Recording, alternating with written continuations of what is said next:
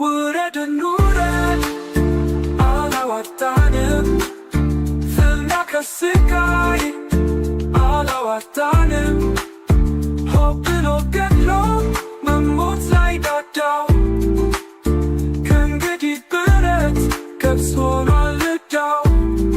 አዲሱ ትውልድ ሀሳብ ነው ሜዳው።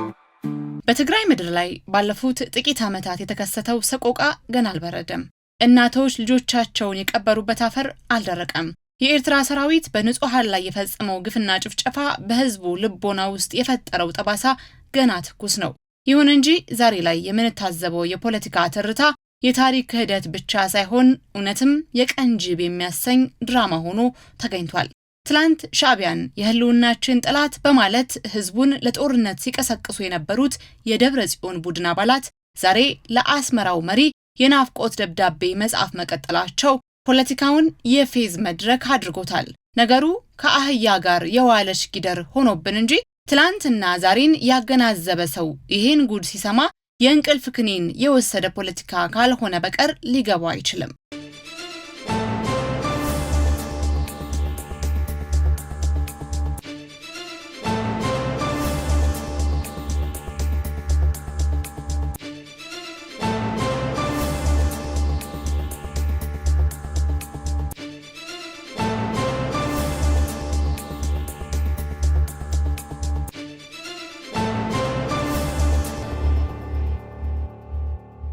የፖለቲካ ሳይንስ ምሁራን እንደሚነግሩን አንድ የፖለቲካ ድርጅት ከመሰረታዊ መርሆ ወጥቶ ከታሪካዊ ጠላቱ ጋር ለጊዜያዊ ጥቅም ሲሻረክ ድርጅቱ የሞራል ልዕልናውን ብቻ ሳይሆን የአቅጣጫ መጠቆሚያውንም አጥቷል ማለት ነው።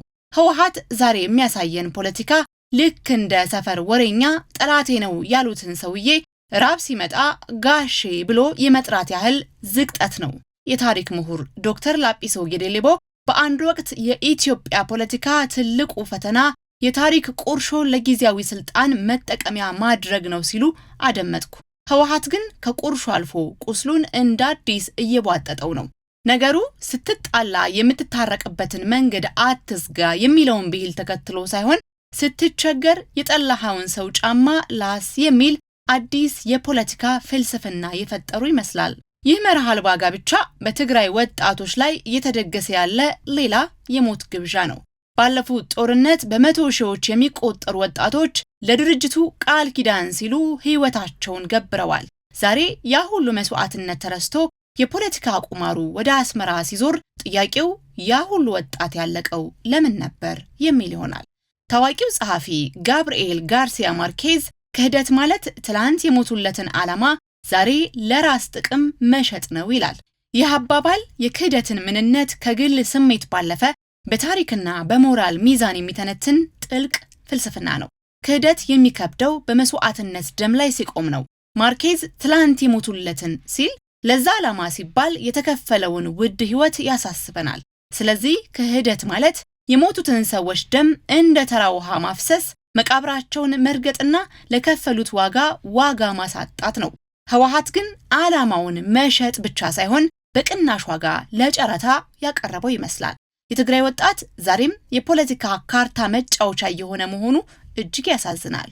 ወጣቱ እስከ መቼ ብሎ መጠየቅ ሲጀምር መሪዎቹ ደግሞ እስከ ስልጣን ፍጻሜ የሚል ምላሽ ያላቸው ይመስላሉ።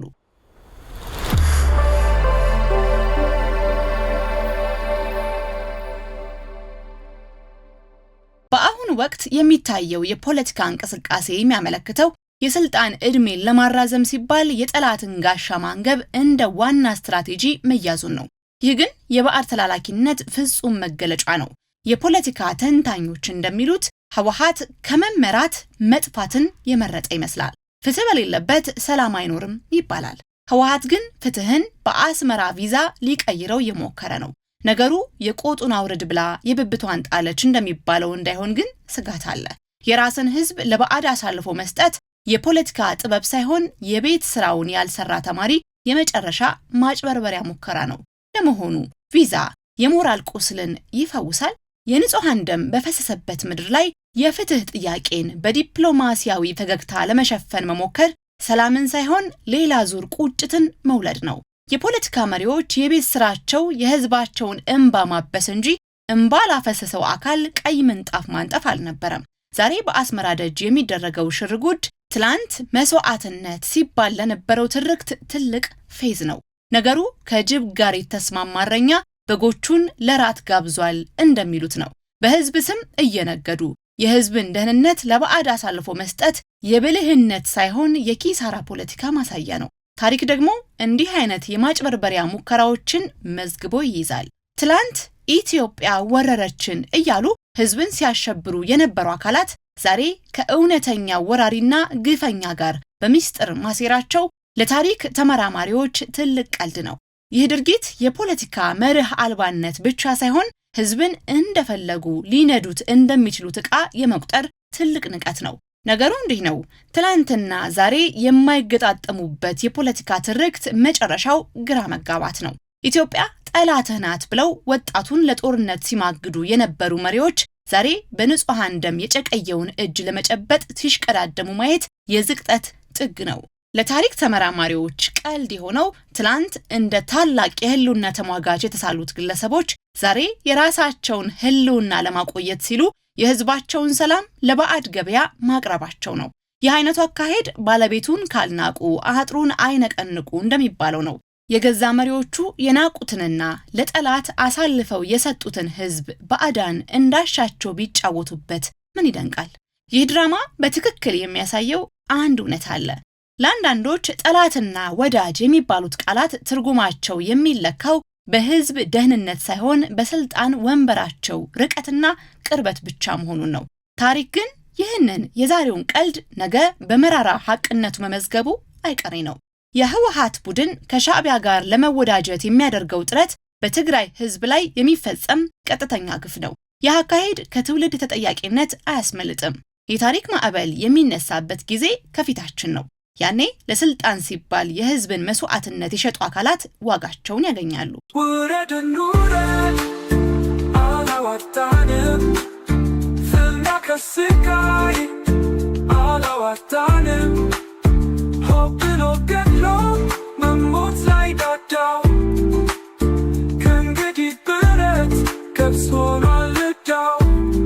አዲሱ ትውልድ ሀሳብ ነው ሜዳው።